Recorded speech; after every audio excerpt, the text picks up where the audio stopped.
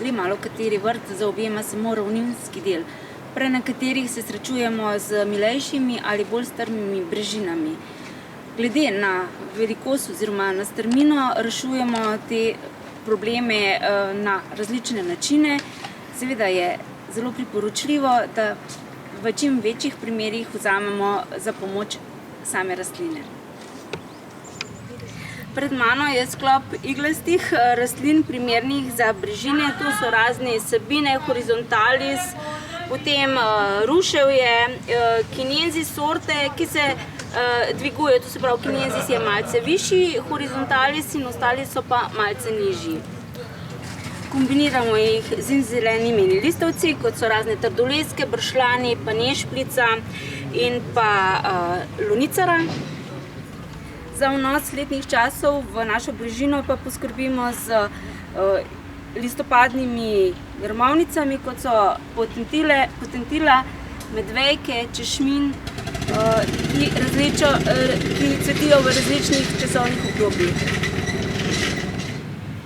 Za piko na i pa poskrbijo prikrovne vrtnice.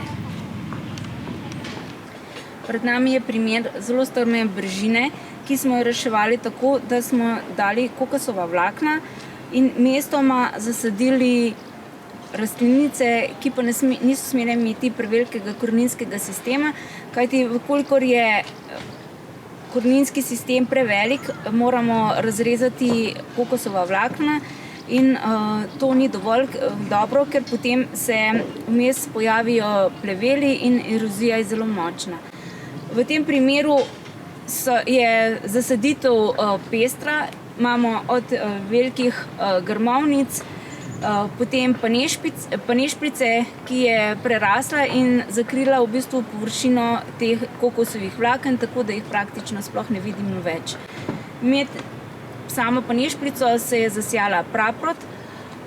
Barvna struktura oziroma barva teh listavcev pa še dodatno pride do izraza pri taki zeleni podlagi.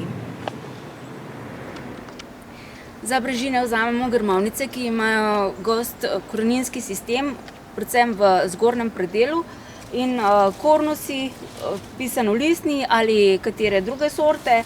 Mešičkarji so med tistimi, ki zelo dobro zadržujejo zgornjo plast zemlje, da ne drsi. Pri tako strmih brežinah moramo pravilno pristopiti k reševanju problema. Tukaj na osnovo položimo najprej gosto tkanino za senčenje z najbolj gosto resolucijo in jo seveda pričvrstimo. Potem dodamo armaturno ploščo z največjimi temi razmiki, ki jih ponovno pričvrstimo. Potem imamo pa dve možnosti, ali v te posamezne kvadratke nasadimo rastlince z zelo majhno koreninsko grudo ali pa čez njo položimo tepih iz kreča v tem primeru in potem s tem svojim prepletom zadržijo zemljo, da ne erodira. Seveda pa je treba ta tepih še dodatno učvrstiti na osnovo.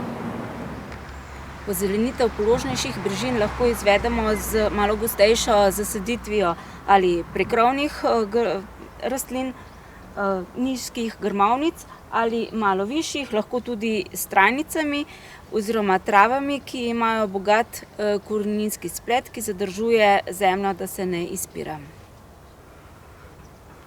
Kot ste iz povedanega lahko razbrali, je pomembno, kakšen pristop vzamemo pri reševanju vaših problemov in se priporočamo, da vam lahko tudi arboretum pomaga pri pravi izbiri.